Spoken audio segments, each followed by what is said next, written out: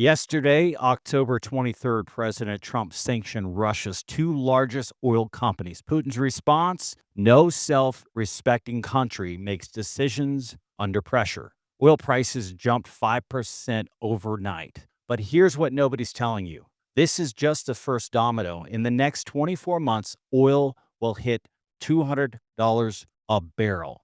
Not because of what Trump did, but because of what Putin's about to do next. Let me paint you the picture of what just happened. Trump tried the carrot for 9 months. Summit in Alaska, red carpet treatment, promises of economic deals, even offered territorial concessions in Ukraine. Putin's response: nothing. Zero. Stonewalling. So yesterday, Trump switched to the stick. Rosneft and Lukoil, Russia's oil giants that pumped 5% of global supply, are now blacklisted. Their assets frozen. Anyone doing business with them risk U.S. sanctions. Treasury Secretary Bassett called it targeting the Kremlin's war machine.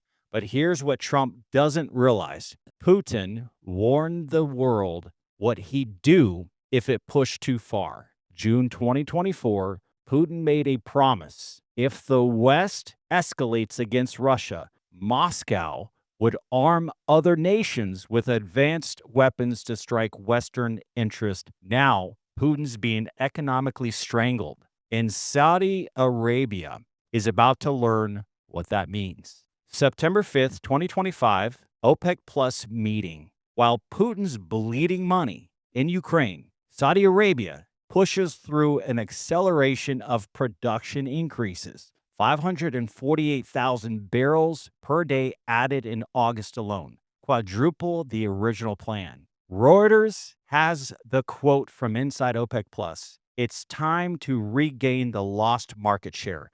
But look whose market share they're taking. Discovery Alert's data from last week: Russia oil export revenues down 20% year over year. Saudi Arabia's exports to Asia up 400,000 barrels daily. Russia's September shipments, 3-month lows. Russia needs $77 oil to balance their budget. Saudi needs $96. So why are the Saudis pushing prices down to $65? Because they're not just selling oil, they're selling Russia's defeat. Here's what intelligence agencies confirmed. Russia has 3 weapons that could send oil to $200 tomorrow. Not in theory, tomorrow. Weapon number 1, the Proxy army. The Houthis in Yemen, they've already hit 25 oil tankers this year. But here's the game changer: they're using outdated Iranian equipment from 2015. September 25th, Reuters confirms Russia is negotiating with the Houthis for 800 Yankhont supersonic anti-ship missiles. Let me explain what this means. Current Houthi drones speed 120 miles per hour, range 900 miles, and can be shot down. Russian P-800 Yankhonts speed 1,860 miles per hour, sea skimming at 30 feet, 30-second detection window. The Wall Street Journal, October 24th, Russia is already providing satellite targeting data to the Houthis. Real-time ship positions, optimal strike windows, blind spots in Saudi air defense. CNN confirmed Russian GRU operatives are on the ground in Yemen, not observing, training, teaching the Houthis how to use weapons they've never had access to before. Weapon number 2. Remember September 2019? 10 basic Iranian drones hit Saudi Aramco's Abqaiq facility, knocked out 5.7 million barrels in one morning. Oil spiked 20% in hours. But here's what nobody understands. Those drones cost $15,000 each. They flew at 120 miles per hour. Saudi had hours to detect them. They still got through. Now, imagine Russian cruise missiles flying at Mach 2. Abqaiq processed 7 million barrels daily. Ras Tanara loads 5 million. Karas adds another 1.5 million. One coordinated strike with Russian weapons, 13 million barrels gone. That's 13% of global supply. Weapon number 3, the Strait leverage. 20 million barrels a day flow through the Hormuz. That's 20% of global oil. Here's how Russia makes this their weapon without firing a shot. Iran controls the northern shore of Hormuz. The Houthis threaten the southern approach through Bab el-Mandab. Russia doesn't need to close the strait. They just need to make it uninsurable. One Russian anti-ship missile to a tanker. Insurance markets panic. Lloyd's of London stops coverage. No insurance, no sailing, no oil flow. Goldman Sachs says even the threat pushes oil past $150 a barrel. Actual closure, $200 minimum. Here's what Thomas O'Donnell at the Atlantic Council revealed. Putin is in a bind. He doesn't have enough to show for the war. Trump offering him deals wasn't working because Putin needs victory, not compromise. And now Trump just made it worse. Instead of offering Putin a face-saving exit, Trump sanctioned his oil companies while Saudi steals his customers. Putin's June 2024 warning still stands. We reserve the right to provide similar weapons to regions that can strike sensitive facilities of countries acting against Russia. Translation: push us economically, we'll respond asymmetrically. And who hates Saudi Arabia more than anyone? The Houthis. Who's been begging for advanced weapons? The Houthis. Who can strike Saudi oil infrastructure with impunity? The Houthis with Russian weapons. Middle East Eye has the intelligence report. Saudi Crown Prince MBS personally called Putin in December, begged him not to arm the Houthis. Putin agreed for now. But that was before three things happened. Number one, Saudi flooded oil markets, crushing Russian revenues by 20%. Number two, Trump sanctioned Rosneft and Lukoil, cutting off Russia's customers. Number three, China suspended purchases of Russian oil under U.S. pressure. Putin's calculation is simple. America is untouchable. Nuclear powers don't directly fight. But Saudi oil infrastructure, that's exposed, vulnerable, profitable to attack. One facility offline, oil jumps $30 a barrel. Russia makes billions on their remaining exports. Saudi Arabia burns. America's economy crashes. Russia profits, and the beauty? The Houthis take credit. Russia maintains deniability. Here's what energy analysts and geopolitical experts are warning could unfold. Through December 2025, the Atlantic Council's experts suggest we are already seeing the early signs. Russian GRU operatives confirmed in Yemen, satellite data being shared. As one senior analyst put it, the infrastructure for escalation is being built right now. Wood Mackenzie analysts predict that if current trends continue, Saudi production increases combined with Russian revenue declines, Moscow will need to respond within 60 days to prevent economic collapse. Early 2026, the warning signs. Former CENTCOM officials, they're watching for specific indicators. Houthis suddenly hitting targets beyond their current range. Unexplained technical failures at Saudi facilities, sharp increases in taker insurance rates. FDD experts predict once Russia provides advanced weapons, we'll see immediate testing on softer targets. They'll start small to gauge response. Reuters analysts suggest oil could creep to $90 to $100 a barrel just on threat perception alone. Mid-2026, the escalation risk. Here's where multiple expert coverage on the same warning. Goldman Sachs scenarios show that if even one major Saudi facility goes offline through any means, oil immediately spikes to $120 a barrel. The Eurasia Group warns the combination of Russian weapons expertise and Houthi willingness to strike creates new threat level the Saudis have never faced. Insurance industry sources tell the Financial Times they are already modeling scenarios where Gulf shipping becomes uninsurable. Their prediction? Oil at $150 just on transportation risk. The nightmare scenario, late 2026. This is what keeps energy ministers awake. Multiple analysts from Rystad Energy to the IEA warn that a coordinated attack on Saudi infrastructure using Russian weapons could remove 10 to 15 million barrels from the market overnight.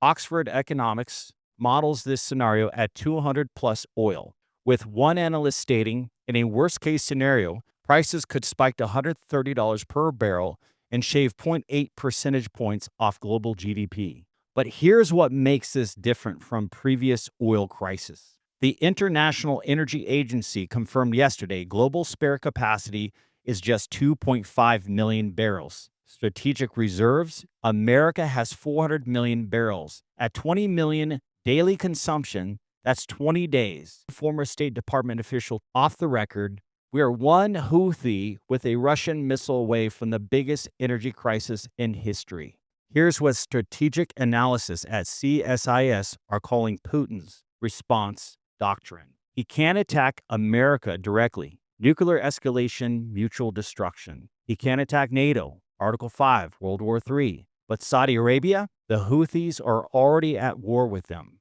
Fabian Hinz at the International Institute for Strategic Studies puts it bluntly. Would the Houthis be capable of conducting a coordinated mission with Russian support? Absolutely. The question isn't capability anymore, it's timing. Russia provides weapons. Houthis pull triggers. Oil infrastructure burns. Who gets blamed? Yemen. Iran? Anyone but Russia. Who gets hurt? America's economy. Saudi's revenue. Global stability. Who benefits? Russia. Their oil flows through pipelines to China. Unhittable. While Saudi oil must pass through war zones. When Saudi facilities burn and tankers stop sailing, only one country's oil keeps flowing. Only one country profits from $200 oil. Only one country wins when the Middle East explodes. Trump and Saudi Arabia started an economic war they can't finish. Look at what the analysts are tracking. Trump's sanctions impact per Atlantic Council. Rosneft and Lukoil, 5% of global supply sanctioned. Chinese buyers forced to stop purchases. Russian oil revenues collapsing 20% year over year. Saudi's market attack per Reuters analysts. Production increases 400,000 barrels daily. Price target abandoned at $100, pushing for $60. Market share grab directly from Russia. But energy economist Dr. Madhu Salmal warns Russia doesn't need to win economically. They just need everyone else to lose more. General Frank McKenzie, former CENTCOM commander, Putin sees the U.S. responsible for Ukrainian attacks on Russian vessels. He can see actions in the Red Sea as payback. But multiple experts agree it's bigger than payback. It's survival. When you corner a nuclear power economically, they don't surrender. They find a weak point in your armor. Here's what oil industry insiders are whispering but won't say publicly. Saudi Arabia has 90 critical oil infrastructure points. Security analysts estimate they can effectively defend maybe 20. The other 70, soft targets. The economics are terrifying. One Russian cruise missile via Houthi launch, $1 million cost. One Saudi facility offline, $10 billion damage. Global economic impact, McKinsey estimates $1 trillion. Return on investment, 1,000,000%. As one former CIA analyst told Middle East Eye, we are not heading for an oil crisis. We're heading for an oil war by proxy, where Russia arms America's enemies to destroy Saudi infrastructure, spike oil prices, crash Western economies, and profit from chaos, all while maintaining complete deniability. You have two choices. Believe the experts are wrong, that Putin will accept defeat, that he'll watch his economy collapse while Saudi and Trump celebrate, that he won't use the proxy armies begging for his weapons, or see what the analysts see. A nuclear power with nothing to lose just got handed the perfect opportunity for revenge. The weapons exist. The proxies are eager. The targets are exposed. $200 oil isn't a certainty. But every expert I've talked to says the same thing. The pieces are in place. The motivations are clear. The capabilities exist. We are one miscalculation away from an energy crisis that makes 2008 look like a rehearsal. If you found value in this analysis, if this opened your eyes to what's really happening, then please hit that like button, share this video, subscribe to the channel, and most importantly, comment below your thoughts. I need you to understand something. Information like this tends to get shadow banned. The algorithm doesn't like content that challenges the mainstream narrative about energy markets. The more you engage, the likes, comments, shares, the more people will see the warning. Help me break through the suppression, get the information to people who need to hear it. Now, for those of you interested in taking action, and actually positioning yourself for what's coming, I want you to know there are opportunities. If you are looking to invest in oil wells that are profitable at today's prices and could be absolutely phenomenal if oil spikes like we're discussing, if you need tax deductions through working interest in oil and gas, check the link in the description below. My name is Sean Pruitt. I'm the president of Kingdom Exploration. Do your own research, make your own decisions. But whatever you do, don't ignore what's happening. The smart money is already moving. The pieces are already in motion. November 21st, that's when Trump sanctions fully activate. That's when Putin has to make his choice. That's when we'll see if the experts are right. Stay informed, stay prepared, and most importantly, stay ahead of the crisis. Because by the time the news reports it, it'll be too late. This is Sean Pruitt, Kingdom Exploration. The storm is coming. Will you be ready? Subscribe, share, prepare. The countdown has begun. Leave your comments below. What do you think is going to happen next? Check the description for investment opportunities. See you in the next video.